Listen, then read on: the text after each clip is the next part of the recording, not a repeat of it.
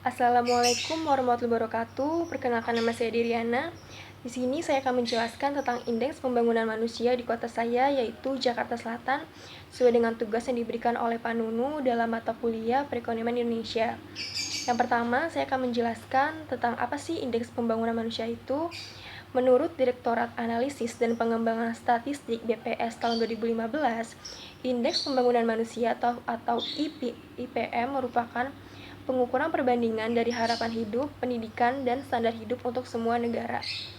IPM menjelaskan bagaimana penduduk dapat mengakses hasil pembangunan dalam memperoleh pendapatan, kesehatan, pendidikan, dan sebagainya. IPM digunakan sebagai indikator untuk menilai aspek kualitas dari pembangunan untuk mengklasifikasikan apakah sebuah negara termasuk negara maju, negara berkembang, atau negara terbelakang, dan juga untuk mengukur pengaruh dari kebijakan ekonomi terhadap kualitas hidup. Lalu, IPM dibentuk oleh 3 dimensi dasar. Yang pertama itu umur panjang hidup sehat atau long and healthy life. Yang kedua, pengetahuan atau knowledge. Dan yang ketiga itu ada standar hidup layak atau decent standard of living.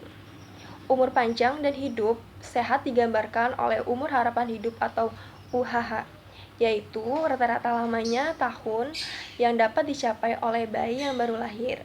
Sementara umur harapan hidup saat lahir yang mempresentasikan dimensi umur panjang dan hidup sehat terus meningkat dari tahun ke tahun. Selama periode 2018 hingga 2019, UHH penduduk Jakarta Selatan meningkat dari 73,93 tahun menjadi 74,03 tahun, atau tumbuh sebesar 0,4%. Hal ini menunjukkan derajat kesehatan yang semakin membaik.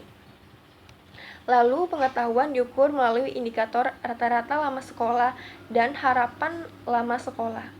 Rata-rata lama sekolah adalah rata-rata lamanya tahun penduduk usia 25 tahun ke atas dalam menjalani pendidikan formal.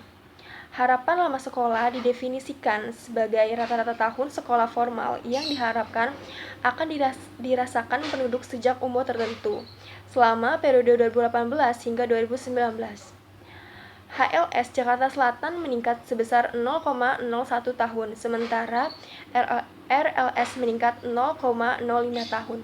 Meningkatnya HLS menjadi sinyal positif bahwa semakin banyak penduduk Jakarta Selatan yang melanjutkan sekolah pada jenjang yang lebih tinggi.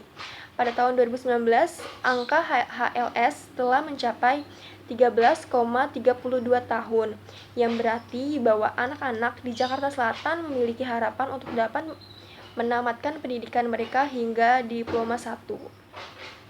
HLS juga terus tumbuh positif setiap tahunnya. Pertumbuhan ini merupakan modal penting dalam membangun kualitas manusia Jakarta Selatan yang lebih baik. Hingga tahun 2019, rata-rata penduduk Jakarta Selatan usia 25 tahun ke atas telah menyelesaikan pendidikan selama 11,62 tahun atau masuk dalam kelas 12 SMA. Lalu, IPM dihitung berdasarkan rata-rata geometrik, indeks kesehatan, indeks pengetahuan, dan indeks pengeluaran. Di mana untuk menghitung indeks masing-masing komponen, IPM digunakan batas maksimum dan minimum yang telah ditentukan.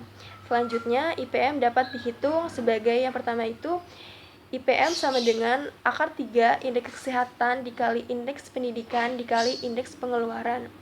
Indeks kesehatan Jakarta Selatan sebesar 8,3,12, indeks pendidikan sebesar 75,74, dan indeks pengeluaran sebesar 89,5. Yang hasilnya capaian pembangunan manusia di Jakarta Selatan pada tahun 2019 sebesar 84,75. Jadi, status pembangunan manusia di Jakarta Selatan telah masuk dalam status IPM sangat tinggi, yaitu status IPM dengan passing grade di atas 80,00.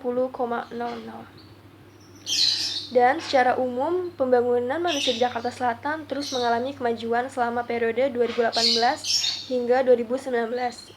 Selama periode tersebut, IPM Jakarta Selatan meningkat sebesar 0,31 poin, yaitu dari 84,44 dan pada tahun 2018 menjadi 84,75 pada tahun 2019, dengan rata-rata pertumbuhan sebesar 0,37% per tahun.